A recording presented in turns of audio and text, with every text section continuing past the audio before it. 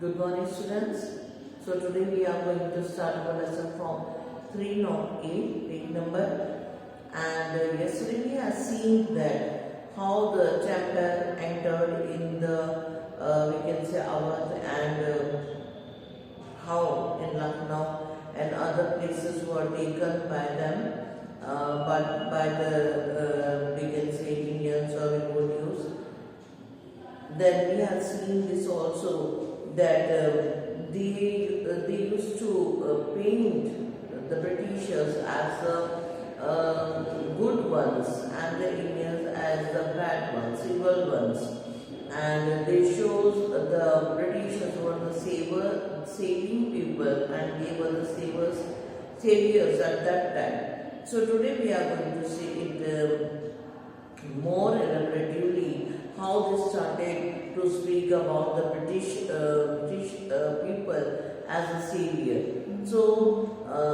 English woman and the honor of Britain. यहाँ पर इन अंग्रेजी औरतों को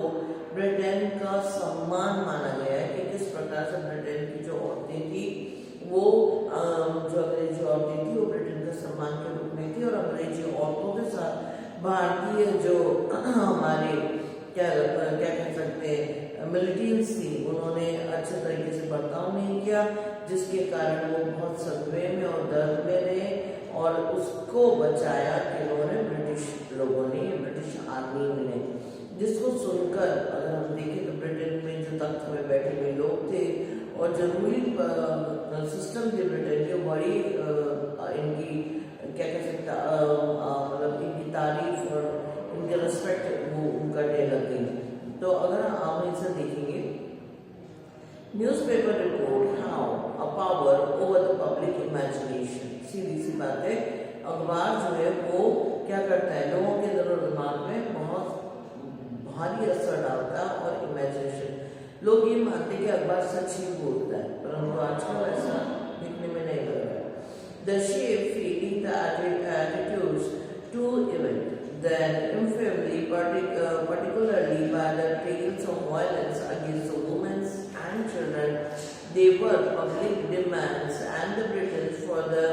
revenge and retributions. अगर हम देखें तो अखबार में औरतों के साथ बच्चों के साथ बुरा व्यवहार होता हुआ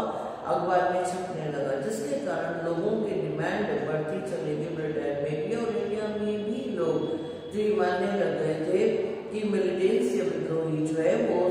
क्या है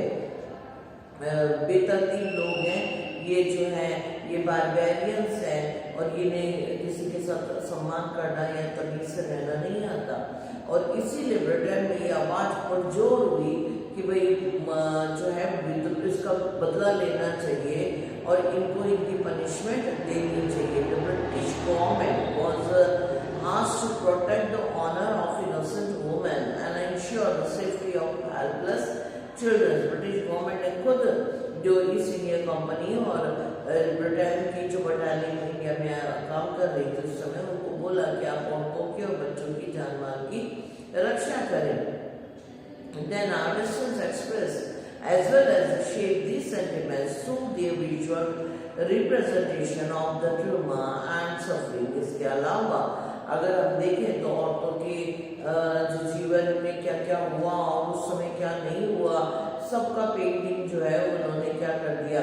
बनाया कि किस प्रकार से सदमे में और डर में वो औरतों का जीवन उस समय था। The memoriam was painted by the Joseph Neil Patton 2 years after the minute. You can see English women and children handled in a circle, then looking helpless and innocent, seeming waiting for the inevitable dishonor, violence, and death. That immemorable moment does not show glorious violence. It only suggests it is a strip of the spectacular imagination, the seeking of the provoke anger and fury. It presents the rebel and revolt the Britishers, even though the remark remain visible in the picture in the background. You can see the Britishers recuse the force arriving as a savior. So यहाँ पर अगर हम देखें तो एक painting है जिसका नाम क्या है, मेमोरियम जो था Niyol patron, Joseph Niyol patron के द्वारा बनाया गया था, जिसमें एक चित्र दिखाया गया है कि औरतों का एक ग्रुप जो है वो एक कमरे में अपनी इज्जत बचाए बैठा हुआ है और उनके बच्चे और औरतों ने अपने आप को एक घेराव में, एक दूसरे के पास घेराव में डाल रखा है और दर्द और तकलीफ और होपलेसनेस उनके चेहरे पे दिखाई देता है, परंतु उसमें ये कहीं पर भी स्पष्ट नहीं होता है कि किस समय का हकीकत है या सिर्फ एक क्या कह सकते हैं इमेजिनेशन है, एक पेंटर की इमेजिनेशन के ऐसा हुआ होगा। ओके, तो यहाँ पर उस इमेजिनेशन के अकॉर्डिंग उन्होंने उस पेंटिंग को करके दिखाया, जिसमें अगर आप देखें तो यहाँ तक भी दिखाया गया कि एक औरत के हाथ में बाइबल है जो उसको पढ़ रही है ताकि वो क्या हो सके, मरने से पहले अपने आप को गॉड के हाथ में सौंप सके। अल्टीमेटली वो इस सारी चीजें दिखाकर ये बता रहे कि भैया हमारा जो हाल है वो बहुत दर्दनाक है। ये 2 साल बाद जो है बनाई गई पेंटिंग थी, परंतु उसके अंदर अगर आप पीछे का दरवाजा खुलता हुआ देखें तो वहां से सिपाही दौड़ते हुए आ रहे हैं और उनके वस्त्र लाल रंग के, और लाल रंग का वस्त्र जो है वो ब्रिटिश बटालियन का होता था, यानी कि वो लोग इनको बचाने के लिए आ चुके हैं, वो सेवियर है। ओके, इसके बाद पीछे का पेज पलटिए, आपको वहां पर भी अच्छे से दिखा देगा कि miss Weller defending herself against the senior of Kanpur. यहाँ पर एक तस्वीर बना हुआ जिसके अंदर एक औरत है, नीचे बाइबल गिरी हुई है, उन्होंने उनके धर्म की इज्जत नहीं की, उनकी बाइबलों को भी फाड़ा फेंका और वो जो औरत है उसको बर्बाद करने के लिए, उसके साथ बुरा करने के लिए जो मिलिटेंट्स आई थी, उस औरत ने बंदूक से उन सब की हत्या कर दी और अपने आप को क्या कर रही है, अपनी इज्जत को, अपने आप को बचा रही है। सब एक पेंटिंग के रूप में पेंट किए गई तस्वीरें हैं जो कि अंग्रेज सरकार और उस समय के लोगों के लिए काफी मतलब झंझोड़ने वाली थी, जिसको लेकर उन्होंने मतलब पेंटिंग की थी कि भाई ऐसा विदित हो रहा है, ऐसा दिख रहा है, ऐसा हो गया भारत में, तो क्या हम चुप बैठेंगे कि अपने देश की औरतें जो है वो क्या होती रहे, बर्बाद होती रहे। हम कहीं पर भी आप देखें, कहीं भी आक्रोश लाना है तो अखबार सबसे बेटर मीडियम है, लोग उसको देखते हैं, उसको पढ़ते हैं, उसके अंदर कोई ऐसी तस्वीर डाल दी जाए जिसके कारण क्या है इंसान भड़क जाते हैं, उनके देश के बारे में, औरतों के बारे में, बच्चों के बारे में अगर कोई चीज ऐसी डाली जाएगी तो अल्टीमेटली वो क्या हो जाएगा, माहौल गर्म होगा और उसके कारण क्या हो जाएगा कि वो लोग चाहेंगे कि किसी भी तरीके से इनके साथ बुरा बर्ताव किया जाए, जैसे इन्होंने हमारे साथ किया है। यहाँ तक मिलिटेंट्स यानी गद्दारी और विरोधी जैसे शब्दों का इस्तेमाल उनके लिए किया गया था। देन अब हम देखें तो 12 सितंबर 1857 में अखबार के अंदर एक और जो हम देखें तो कानपुर में एक और तस्वीर थी जिसके अंदर दिखाया गया है कि कैसे न्याय का ढाल लिए हुए सबको मारने के लिए मार रहे हैं और मारना चाहिए, उनको मार डालना चाहिए। सो यहाँ पर अब जो हम पैराग्राफ पढ़ने जा रहे हो वही है, इसके अंदर वेजेंस एंड रिट्रिब्यूशंस यानी कि प्रतिवाद करना है, प्रतिरोध करना है और क्या करना है, उनको सजा दिलवानी है जिन्होंने विद्रोह किया और जो गद्दार है और जो विद्रोही हैं। तो इस तरीके की चीजों को अगर हम देखें तो यहाँ पर उन्हीं को छवि के रूप में पेंट किया गया। As a river of the anger and shock spread in the Britain, the demand for the retribution grew louder. जितना इस तरह के गुस्से की बातें और इस तरह की बातें जो ब्रिटेन में पहुंची, उनकी आवाज पार्लियामेंट में और रानी के ऊपर उतना ही बढ़ा कि भाई क्या करना चाहिए, विरोध इसका बदला लेना चाहिए और इनको सजा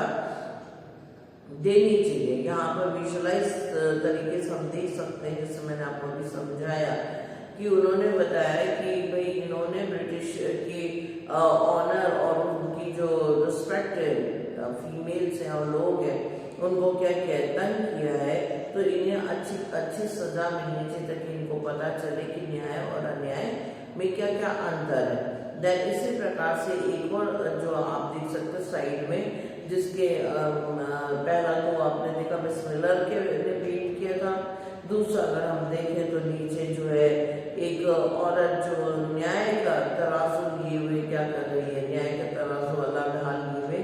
मान रही है कि मैं जो भी कर रही हूँ वो न्यायपूर्वक है, कि ये न्यायपूर्वक है कि जो मतलब सीपीएम्स को मार डालो, उनको स्टैम्प आउट कर दो, और जो है बड़े पैमाने में जो भारत की औरतें और बच्चे और जो अंग्रेज के बच्चे और औरतें जो वहाँ पर है उनको प्रोटेक्ट करो। There are innumerable pictures and the cartoons of the British press sanctioned brutal representations of the violent रिप्रेसल। यहाँ तक कि अखबारों में कई सारी तस्वीरों को पारित कर दिया गया, सैंक्शन कर दिया गया, जो विरोध और बुरी तरीके से मारते पीटते हुए जुनून दिलाने वाली तस्वीरें थी। ऐसा अगर भारतीयों का होता तो शायद ब्रिटिश गवर्नमेंट उसको सैंक्शन आउट नहीं करती, परंतु उन्होंने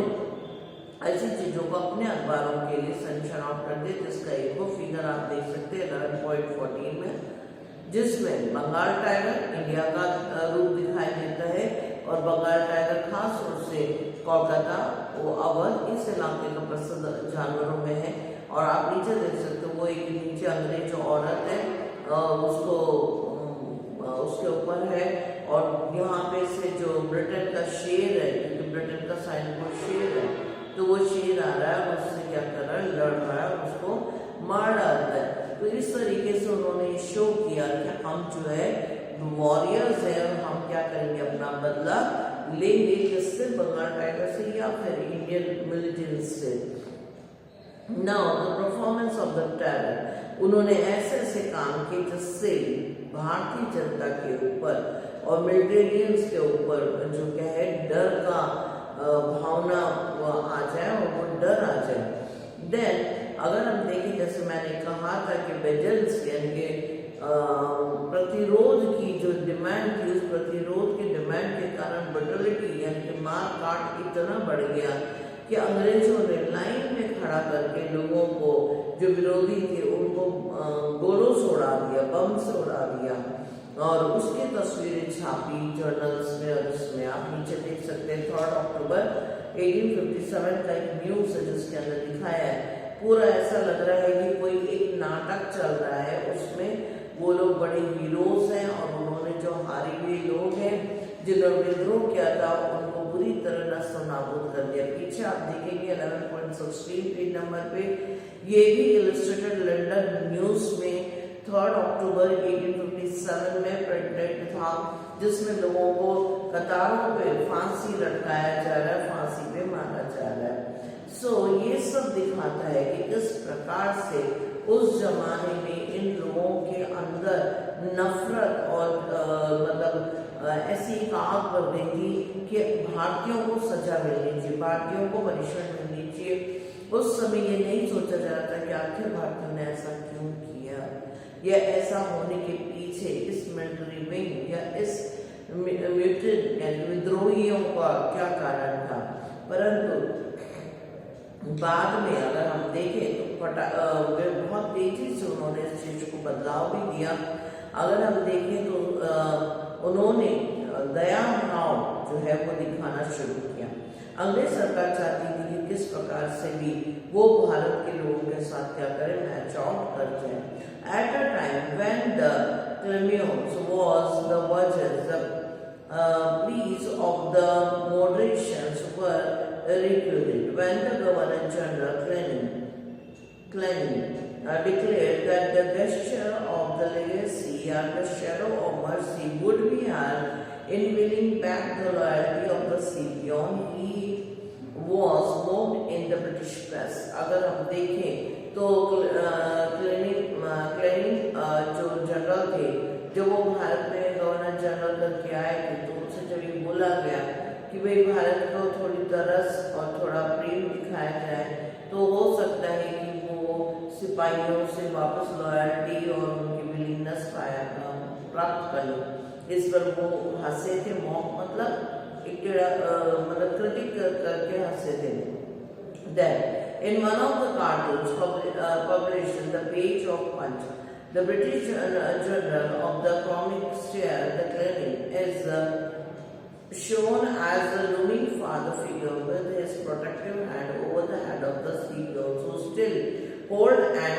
unsheathed sword in one hand and a drag in another, both dripping with the blood and imaginary that recruits in the number of the British picture of the time. अगर हम देखें तो जब ये बात कही जाती थी कि भारत को माफ कर दो, भारत की जनता को जनता के अमेरिकन्स को माफ कर दो और उनको माफ करके वापस हमें क्या करना चाहिए, जोड़ना चाहिए, तो इस चीज पे भी कई अखबार ने कई तरीके की कार्टून्स बनाए थे और मतलब कॉमिक पंच बनाए थे, जिसमें से यहाँ पर आप देख सकते हैं कि एक सिपियन है जिसके हाथ में कटार है, दूसरे हाथ में तलवार है, दोनों में अंग्रेजों का खून टपक रहा है और वो जो है अंग्रेज कैनिंग उसके सर पे हाथ रखकर उसे क्या कर रहा है, पिता की तरफ सहला रहा है। ऐसा होना नामुमकिन लगता है और नामुमकिन था। इसी चीज को दिखाने के ऐसा हम कर सकते हैं क्या, ये एक प्रश्न था, एक मजाक था कि अरे उसने तो हमारे लोगों को मार के काट के रख दिया, खून टपक रहा उसके हमारे लोगों का, हम उन्हें माफ कर दें। ये इस तरह की भावना को दिखाने वाला तस्वीर या हम कह सकते दया भावना दिखाने की चीज थी। अब हम देखने जा रहे हैं नेशनलिस्ट इमेजिनरीज। अगर हम देखें यहाँ अंग्रेजों का जो है जो भी विचार जो भी सोचता वो खत्म, परंतु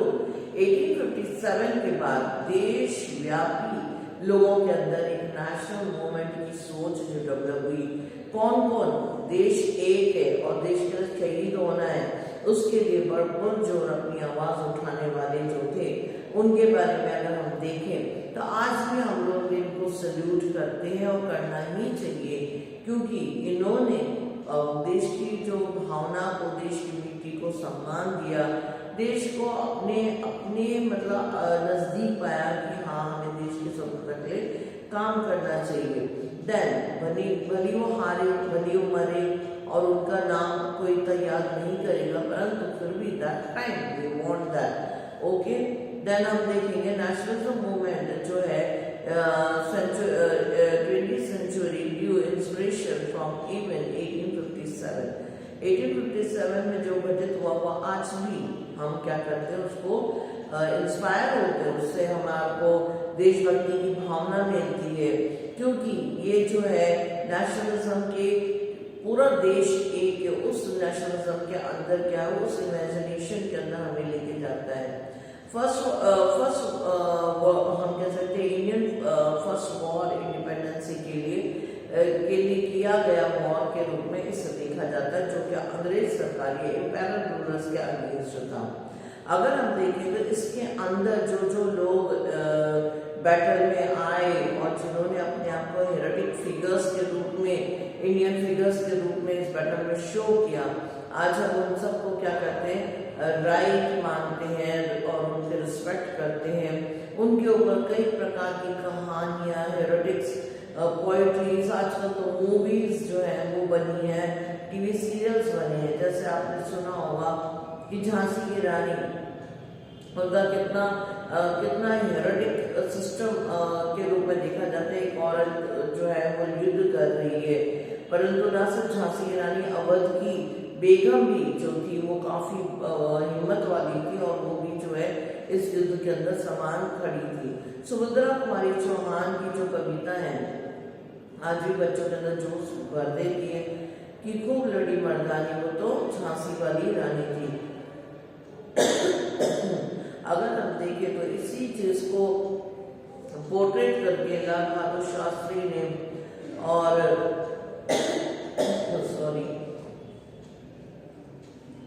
लाल बहादुर शास्त्री की एक लेडी जो है अपने बच्चे को बांधे हुए और क्या कर रही है, न्याय के लिए लड़ रही है और वो क्या कर रही है, अपने देश को सम्मान दे रही है। सो यहाँ पर ये लेसन कंप्लीट हो गया आपका। सॉरी, आपको इस लेसन के नोट्स कंप्लीट करके रखने हैं, क्योंकि जब मैं आपसे कॉपीज मांगूंगी तो how to give me. Not only this, आज है आपकी तारीख 28, ओके। 28 तारीख को मैं आपको कुछ होमवर्क बड़ा वाला वर्क दे रही हूँ। Come to page number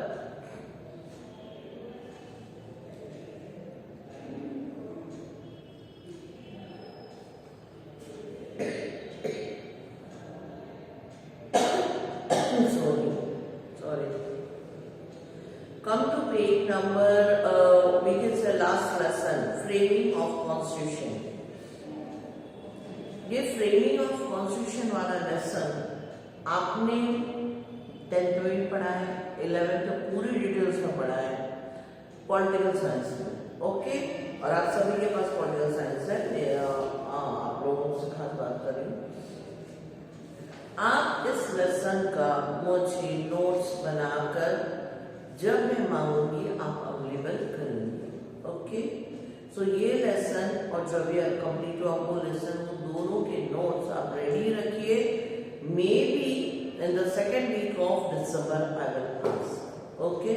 That's all for today।